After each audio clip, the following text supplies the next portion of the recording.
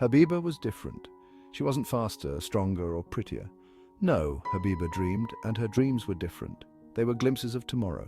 Not all tomorrows, just slivers, flashes of events yet to come. Sometimes joyous, often mundane, but always accurate. They saw her gift as a tool, a way to anticipate storms, predict harvests, and maintain the delicate balance of their lives. The younger folk, though, whispered behind cupped hands, their faces a mixture of awe and apprehension. And so she lived with her dreams, a silent sentinel guarding the fragile peace of her village. The wind, usually a playful companion, turned cold, carrying with it a chilling premonition.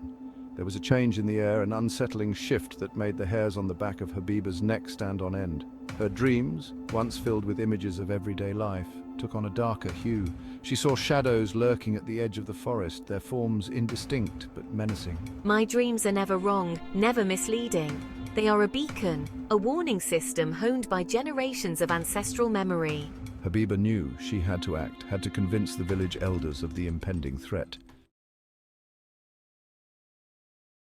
The dream came in the dead of night, a chilling tableau that jolted Habiba awake, her heart pounding in her chest. It wasn't the usual fleeting images, the blurred fragments of future events. This was different. It was vivid, visceral, and terrifyingly real. She saw a crimson moon hanging heavy in the sky, casting an eerie, blood-red glow over the village. The huts were ablaze, flames licking at the thatched roofs, casting grotesque shadows that danced menacingly in the flickering light. And in the center of it all, silhouetted against the inferno, stood a figure, tall, skeletal, with eyes that burned like hot coals. Habiba gasped, jolting upright, the remnants of the nightmare clinging to her like a shroud. This wasn't just a premonition, a warning. This was a glimpse into a horrifyingly possible future, a future she had to prevent at all costs. Panic threatened to engulf Habiba, but she clung to a sliver of hope, a beacon in the darkness of her nightmare. The dream, vivid and terrifying as it was, offered a clue, a path forward.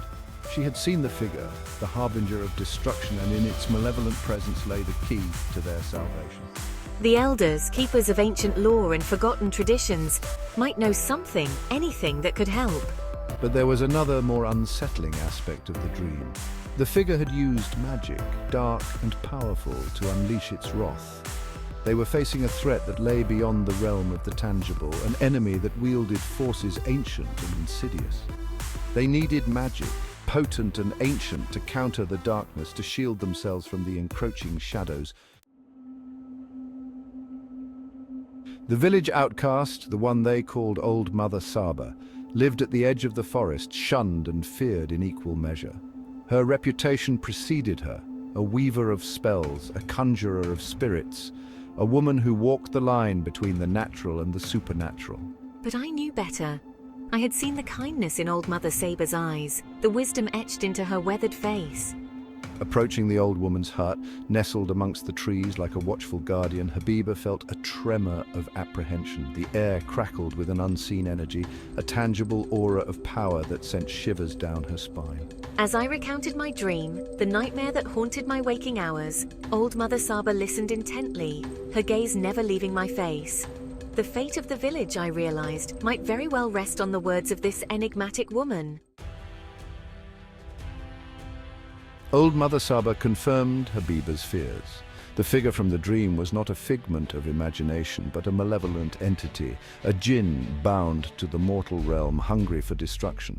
Defeating it wouldn't be easy. It required a perilous journey to a hidden cave in the mountains, a place where ancient magic resonated, where the veil between worlds was thin. The journey was fraught with danger. Wild animals stalked the night, their eyes glowing menacingly in the darkness. The path was treacherous, winding its way through dense forests and up treacherous mountain passes. Habiba, chosen for her gift, was accompanied by the village's strongest youth, Dara, a young man known for his courage and loyalty. Each challenge tested their resolve, pushing them to their limits.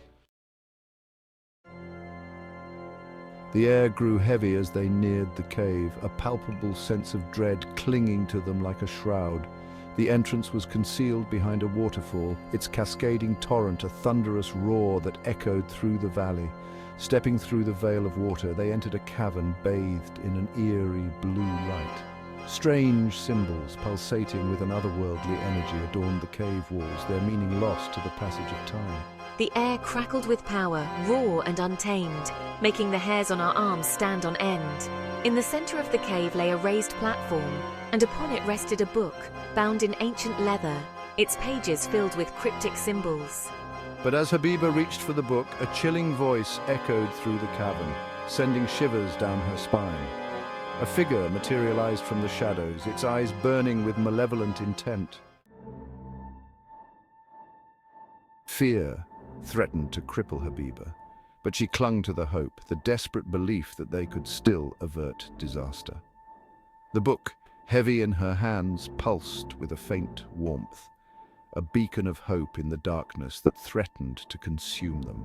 Old Mother Saba had given her instructions, cryptic but precise, a ritual designed to banish the jinn back to its realm. The ritual was complex, requiring intricate gestures and the chanting of words in a language long forgotten. Dara, his fear masked by a fierce determination, stood guard at the entrance, his eyes scanning the shadows, his hand gripping the hilt of his sword. As Habiba began the ritual, the air crackled with energy. The symbols on the cave walls flared to life, bathing the cavern in a blinding light. Just as Habiba reached the climax of the ritual, a figure stumbled into the cave, silhouetted against the blinding light emanating from the book. It was the village elder, his face etched with concern. He had followed them, fearing for their safety, unaware of the danger that lurked within the cavern. His sudden appearance shattered Habiba's concentration, breaking the flow of the ritual. The symbols on the cave walls flickered and died, plunging the cavern into darkness. The book in Habiba's hands grew cold, its warmth extinguished. The jinn, sensing its opportunity, let out a triumphant roar that shook the very foundation of the mountain. But instead of the jinn's wrath, she heard a gasp, followed by a startled bleating. The grumpy mountain goat, the one that had followed them from the village, had wandered into the cave, drawn by the commotion.